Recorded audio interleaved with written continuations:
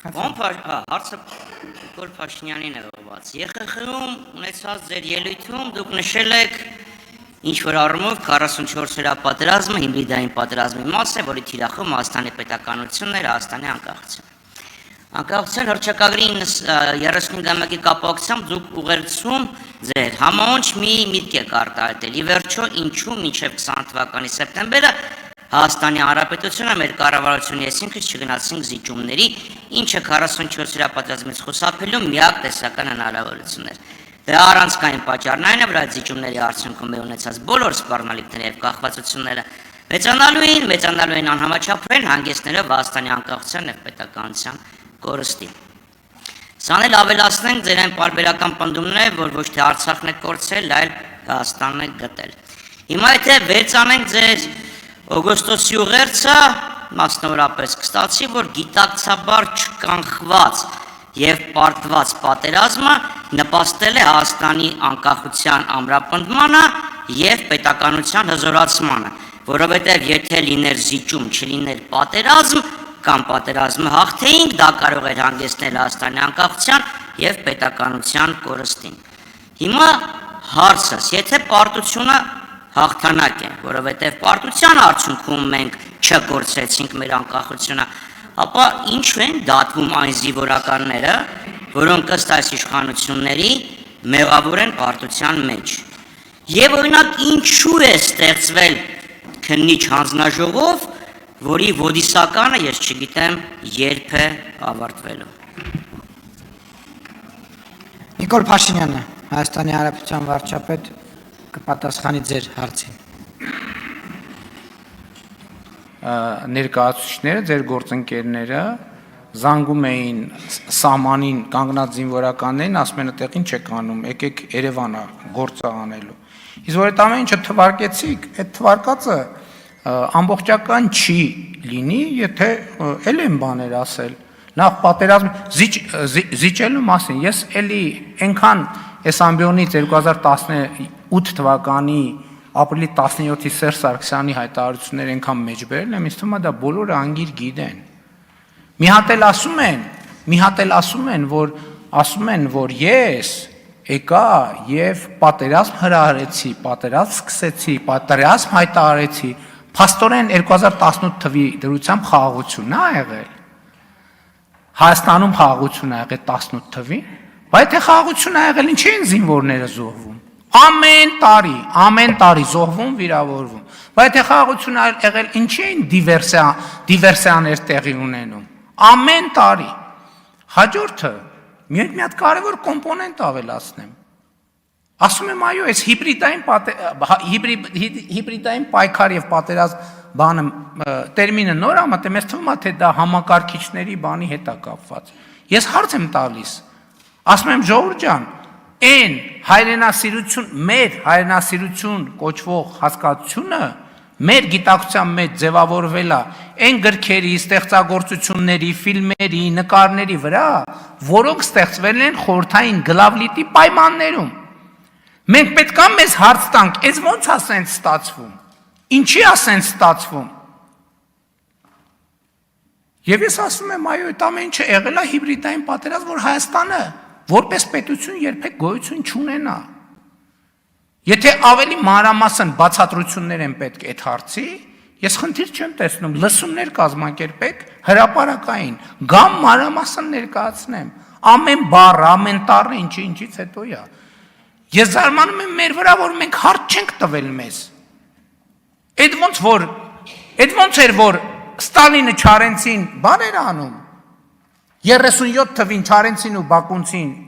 ոչնչացնում էր, 40 թվից հետո սկսեցին ստեղծագործություններ ձևավորվել, այդ շատ լավ էր մեր գործընկեր Թագոյ Ղազարյանը բան արել, նկատել, որ այդ նույն բանաստեղծություններում այդ ոնց է եղել, որ մինչև X թիվը եղել է Արագած, հետո մի X թվի դարել է Արարատ, այդ ոնց, ու հրատարակվել է դա, խորհրդային գլավլիտի պայմաններում, այդ ոնց, ես ասում եմ, մենք այս հարցերին պետք է անդրադառնանք, ոնց է եղել, որ Ստալինյան, Խրուշչովյան Բրեժնևյան տարիներին ձևավորվել են ստեղծագործություններ, որոնք պայմանավորվել են հայրենիքի մասին մեր հասկացությունը։ Ոնց է եղել դա։ Կամ ուրիշ բան եմ ասում, մենք մեզ հարց չենք տալիս, մենք անկախ պետություն ենք, բայց դեռ հայրենասիրության մեր հասկացությունները տեղավորվում են այն գծագրի շրջանակներում, որը գծվել է Ստալինի, Խրուշչովի, Բրեժնևի օրոք։ Դուք չեք տալիս այդ հարցը, չեք տալիս։ Ինչու՞, որովհետև դուք եք այդ հայրենասիրության մեխանիզմի մաս։ Նոր որ խոսում էիք, բա այդ ոնց էր, որ Խորհրդային Միությունում հայրենիքի ձայն թերթ կար եւ Սփյուռքի հետ կապերի կոմիտե։ Այդ ինչով էր զբաղվում այդ Սփյուռքի հետ կապերի կոմիտեն։ Ինչով էր զբաղվում այդ Սփյուռքի հետ կապերի կոմիտեն։ Կարաք ասեք ինչով էր զբաղվում։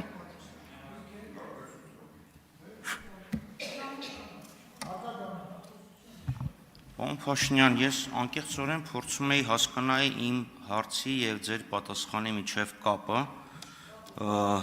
Փորձեմ հարցս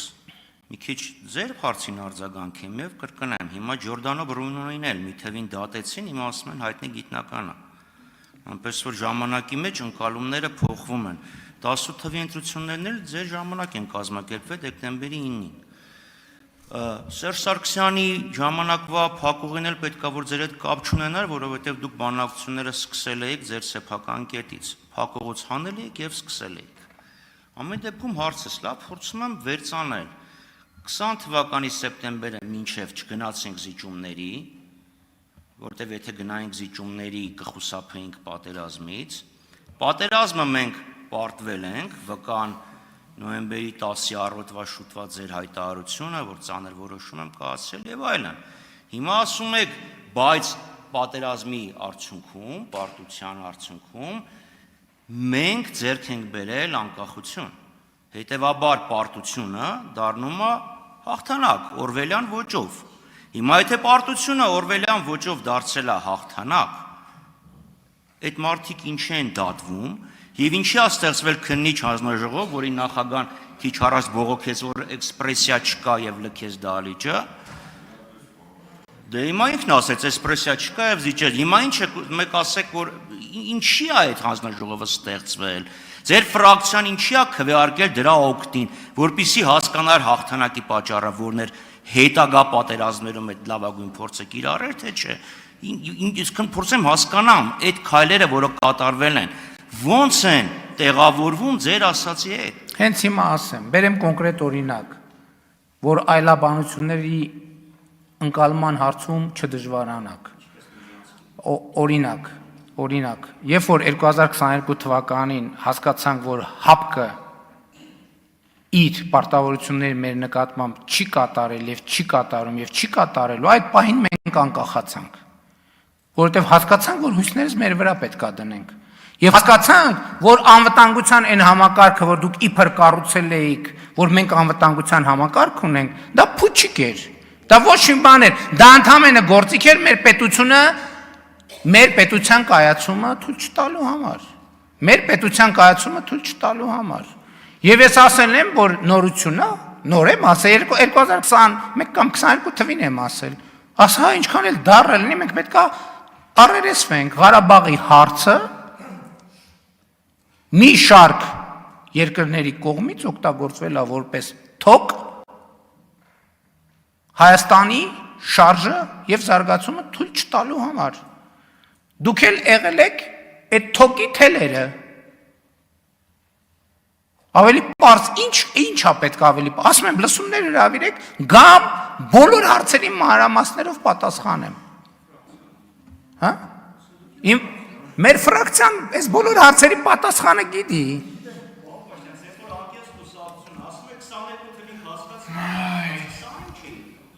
Ինչ? Որովհետև 20-ին չէինք հասկացել, որ այդ ամեն ինչը fake է։ Լավ, պարոն Խաչատրյան, հիմա 20-ին չէինք հասկացել այդ ամեն ինչը fake է։ Որովհետև կար այդ թվում Հայաստանի քաղաքական, լսեք, հələ եկեք մի հատ հետ գնանք 20 թվի պատերազմի բանը, ընկալումը մեր, չէ։ Ինչի մասին էր խոսքը, որ ՀԱՊԿ-ին ոնց որ ճիշտ բանով չեն գրել 4-րդ հոդվածի 3-րդ նախադասության 6-րդ բառով պետք է դիմեին, բայց 6-րդ նախադասության 4-րդ տողի 5-րդ բառով են դիմել, դրա համար ասենց պետքա գնալ պատվիրակությունը, ինքնաթիռը, սամալյոտը, հեռախոսը տվեք, գնում ենք, փրկում ենք, էս ենք անում։ Այդ ամենը դուք այդ թոկի պարաններն եք։ Դուք այդ թոկի պարաններն եք, ձեր նախկին 3 այլևս բացահայտված, այսպես կոչված նախագահների հետ միասին։ Իրանք հո պետությունը առաջնորդելու համար չեն եղել։ Իրանք եղել են նրա համար, որ պետություն չլինի։ Եվ իրանք օրոք պետություն չի եղել, այլ իրանք թոկ են եղել Հայաստանի պետության կայացումը թույլ չտալու համար։ Եվ ես ասում եմ, եթե վիճարկող կա, իրանք իրեքով վիճարկում են, թողան հերիքա բաներից խոսան, ասում եմ եկեք գնանք ուղիղ եթերում, դուք լսում կազմակերպեք, հրավիրեք ձեր խմբակցություն ուղիղ եթերում, միայն ձեր խմբակցությունը, առավոտից իրիկու նստենք խոսանք, ինչ փաստեր ունեք, փաստարկներ ունեք, փաստաթղթեր ունեք, գաղտնի տեղեկություններ ունեք, բոլորը բացեք, գալիս եմ ինձ հրավիրեք ուղիղ եթերում քաղաքացիական պայմանագիր խմբակցությունից թող ներկա մարդ չլինի, դուք հարցաքնեք ինձ, տվեք ինձ բոլոր հարցերը։ Լերություն, պարոն Մանուկյան, չի եք խոսում տեղից։ Շնորհակալություն։